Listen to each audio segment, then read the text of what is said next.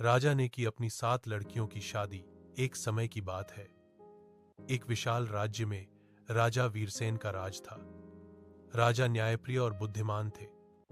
उनकी 7 बेटियां थीं, जिन पर उन्हें बहुत गर्व था।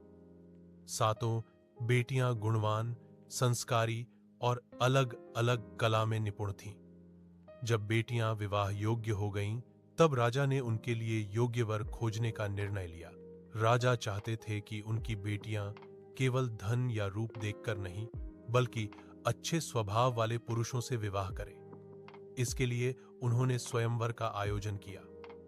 राज्य भर से राजकुमार, योद्धा और विद्वान स्वयंवर में आए। राजा ने सभी से कहा कि जो व्यक्ति ईमानदारी, धैर्य और सेवा भाव का परिचय देगा, वही योग्य माना जाएगा।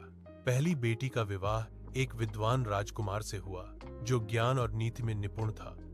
दूसरी बेटी का विवाह एक संगीत प्रेमी राजा से हुआ। तीसरी बेटी को एक कुशल शिल्पकार राजकुमार मिला। चौथी बेटी ने एक बहादुर योद्धा को चुना। पांचवी बेटी ने गरीबों की सेवा करने वाले युवक से विवाह किया। छठी बेटी का विवाह एक प्रकृति प्रेमी राजा से हुआ।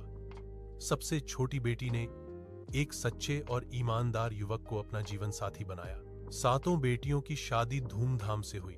पूरा राज्य खुशी से झूम उठा। राजा ने अपनी बेटियों को आशीर्वाद देते हुए कहा, सुखी जीवन वही होता है जहां प्रेम, सम्मान और समझ हो। सातों बेटियां अपने घर में सुखी रहीं और राजा को यह संतोष मिला कि उन्होंने अपनी बेटियों के लिए सही जीवन साथी चुना। सीख: विवाह में गुण और संस्कार सबसे अधिक महत्वपूर्ण होते हैं।